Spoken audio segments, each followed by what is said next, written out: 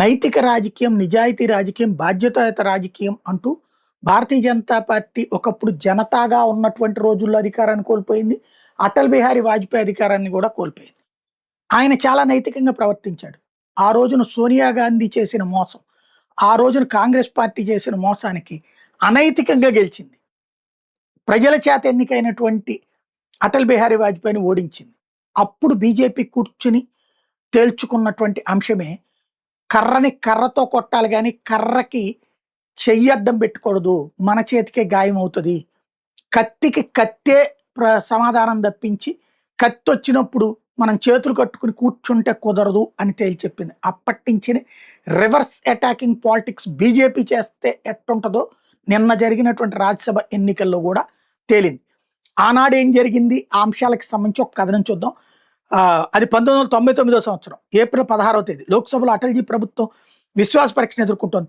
తన మెజార్టీని విజయవంతంగా నిరూపించుకోగలని అటల్జీ పూర్తి విశ్వాసంతో ఉన్నారు. కాంగ్రెస్ పార్టీ ఎంత నీచమైన ఆట ఆడిందంటే అప్పటి వరకు పాటిస్తున్న సంప్రదాయాలను చిన్నాభిన్నం అయిపోయాయి. నైతిక విలువల ప్రమాణాలన్నీ పూర్తిగా కూలిపోయాయి. మొదటగా కాంగ్రెస్ పార్టీ ఎన్డీఏ కూటమిలో భాగస్వామ్య పక్షమైన అకాలీదళకు చెందిన పార్లమెంటు సభ్యుడు ఇందర్ కుమార్ గుజ్రాల్ని తమ వైపుకి తిప్పుకుంది. ఆ తర్వాత గుజ్రాల్ తన పార్టీ జారీ చేసిన విప్పుని ధిక్కరించి అటల్ ప్రభుత్వానికి వ్యతిరేకంగా ఓటు వేశారు. అంతేకాకుండా ఆ సమయంలో Farooq Abdullah party national conference కూడా అటల్జీకి ద్రోహం చేయడానికి కాంగ్రెస్తో చేతులు కలిపింది. ఆ సందర్భంలో ఆ పార్టీ ఎన్డీఏ కూటమిలో ఒక సభ్యపక్షంగా ఉంది. అయినా కూడా అహ్మద్ పటేల్ నేషనల్ కాన్ఫరెన్స్కి చెందిన ఎంపీ సైఫుద్దీన్ సోజ్ మీద ఒత్తిడి తెచ్చి ఆయనతో ఖురాన్ మీద ప్రమాణం చేయించి అటల్జీ ప్రభుత్వానికి వ్యతిరేకంగా ఓటు వేయించారు.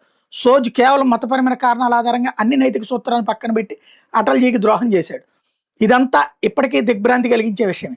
అయినా సరే ప్రతిపక్షాల పతనావస్థను పూర్తిగా బట్టబయలు చేస్తూ అందరినీ మరింత నివేరపరిచిన క్షణం మరొకటి ఉంది. అది ఫిబ్రవరి 15వ తేదీన ఒరిస్సా ముఖ్యమంత్రిగా ప్రమాణం చేసినటువంటి గిర్ధర్ గమాంగ్ సభలోకి ప్రవేశించిన సందర్భం. నైతిక విలువల ప్రకారం ఒక రాష్ట్రానికి ముఖ్యమంత్రిగా ప్రమాణ స్వీకారం చేసిన తర్వాత ఆయన పార్లమెంట్ సభ్యత్వానికి రాజీనామా చేసి ఉండాల్సింది. కానీ ఫిబ్రవరిలోని ముఖ్యమంత్రి అయినా ఏప్రిల్ వచ్చేంత వరకు ఆయన తాను పార్లమెంట్ సభ్యత్వానికి రాజీనామా సమర్పించలేదు.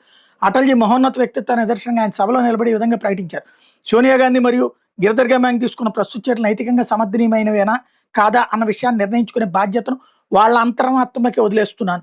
గిర్ధర్ గమాంగ్ ఇప్పటికీ ఒక రాష్ట్రానికి ముఖ్యమంత్రిగా బాధ్యతలు స్వీకరించారు కాబట్టి తన అంతరాత్మ ప్రబోధాన్ని గౌరవించి సభలో జరిగే ఓటింగ్ ప్రక్రియలో పాల్గొనకుండా ఉండాలని నేను విశ్వసిస్తున్నాను.